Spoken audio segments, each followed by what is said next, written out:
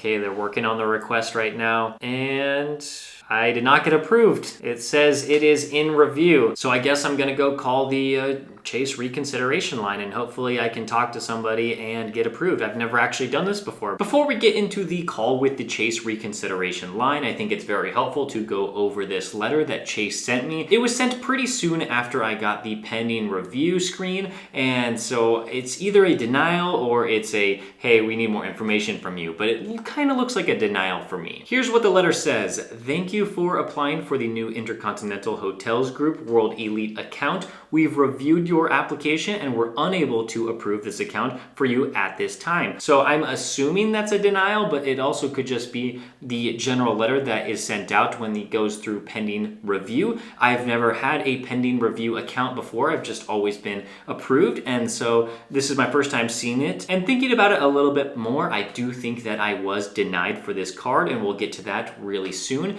says, we know this isn't the answer you were hoping for, and we'd like to give you more information about our decision. Okay, so now we're about to find out why we got denied for this account. It says we based our decision on the following reasons, and there is only one right here. I do think there would be multiple if there were more than one reason. It does say number of recently opened accounts on the credit report. Okay, well to me that looks like it is a Chase 524 denial right there. Once you have opened 5 credit cards in the past 24 months and you try to apply for a Chase credit card, you will get instantly denied no matter what. That's just the Chase 524 rule. That is what they have in place, and you really cannot get around that. But I kind of did, as you'll see later on in this video. As we read more into the letter, we can get a little bit more information.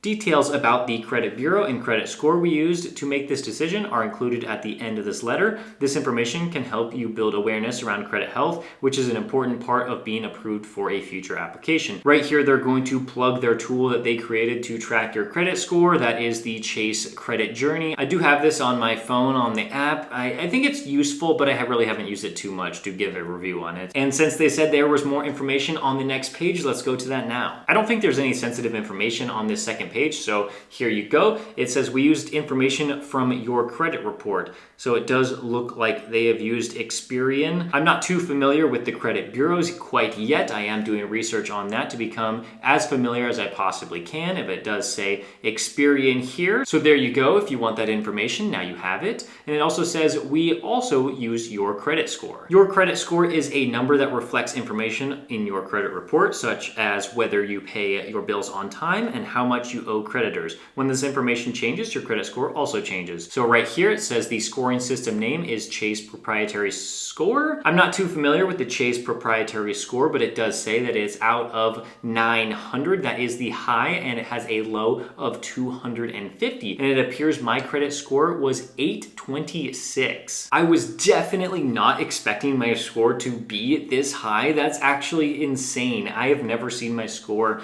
be above the high 700s. I just figured it would be somewhere around the 750, 760 range, but 826, I'm not exactly sure how that happened, but that's really amazing. All right, we'll move on. It says here are the key factors that adversely affected your credit score. So I do believe this is unique to me and my situation, and there's 4 reasons here. I don't believe these are 4 additional reasons why I got denied. I think it's just the one that was mentioned on page 1, but we can look at this anyway. It says insufficient installment loan information, number of requests for new credit in the past 3 months, satisfactory obligated revolving accounts compared to all revolving accounts, and number of requests for new credit in the past 12 months. The insufficient installment loan information is interesting. I have not had anything other than a credit card affect my credit score, so I think that has something to do with that. The next one, number of requests for new credit in the past 3 months. The only request for credit I have done in the past 3 months is applying for a Chase business card. I do think the hard inquiry showed up on my personal credit report, but other than that,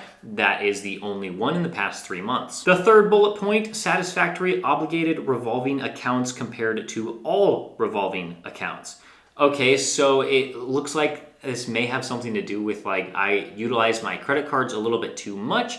That's the only thing I can really think of there. I might also be completely reading that incorrectly. That might not be what it means, but that's what I think it means. And the fourth one, number of requests for new credit in the past 12 months. Like I said, I did get that business card from Chase around like 2 or 3 months ago. And then we have the American Express Platinum card that I got approved for around 6 months ago. And if this matters at all, I have become an authorized user on 2 different cards. They are my wife's cards, and so I decided to get added onto them. That's all the information I have on my credit score in the past 12 months. But Chase is not saying that those 4 bullet points are the reason why I got declined for this card. We really have to go back to page 1 and see the one reason why I got declined. It comes down to the number of recently opened accounts on credit report. So that will be the Chase 524 rule. So here are my reactions after I got done with the phone calls. Well, that took a little bit of time. We ended up calling the Chase Reconsideration Line and we got our answers. There's a lot of updates here. Okay, so I called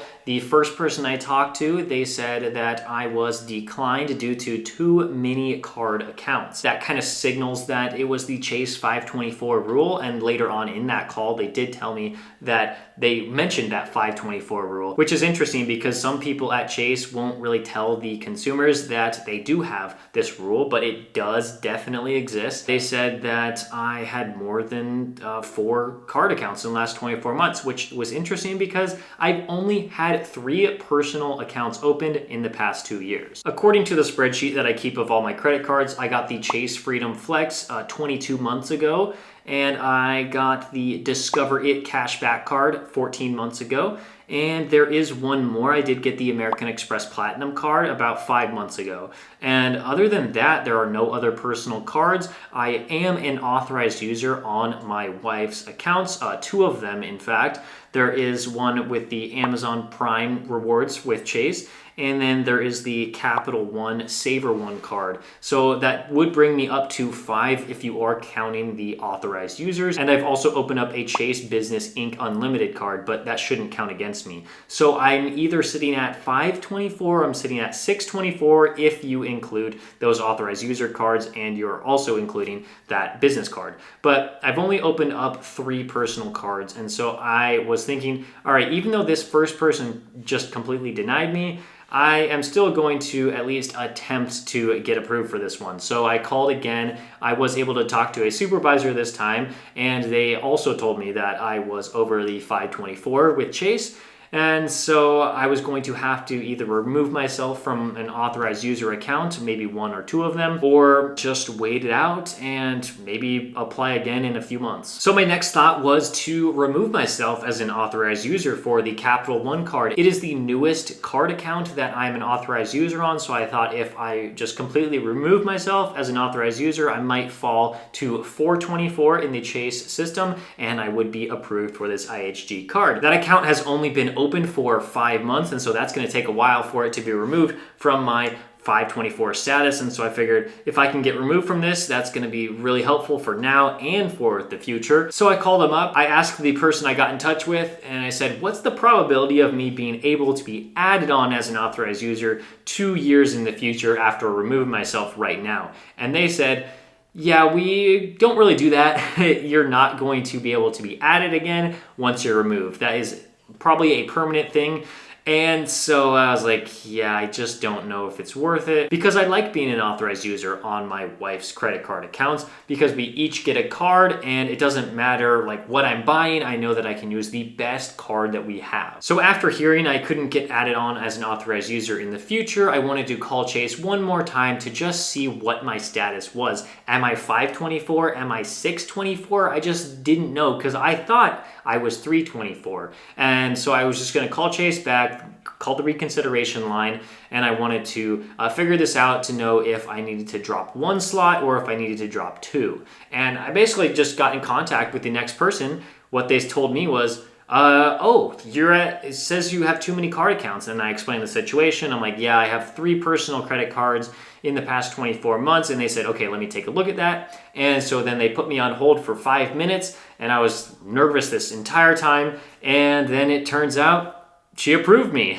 It was so cool. She just wanted to confirm that my income was what I said on the application, and I said yes, and then she said, okay, you're approved. And that was just so exciting. So I guess the moral of the story is, for this scenario, if you do think that you meet all of Chase criteria and you're under 524, all you have to do is just call the reconsideration line, and hopefully you talk to somebody that will approve you for the card. And here's a funny thing. I got a massive credit limit on this. I did not expect this at all. $16,700. That is my highest ever, I'm pretty sure, with all my credit cards. When this card arrives in 3 to 5 business days, I will be doing an unboxing, and I'll be making a separate video on that. I will have a referral link down below if you want to check it out. And if the card is right for you, maybe even apply for it. Thank you so much for watching. I'll see you in the next one.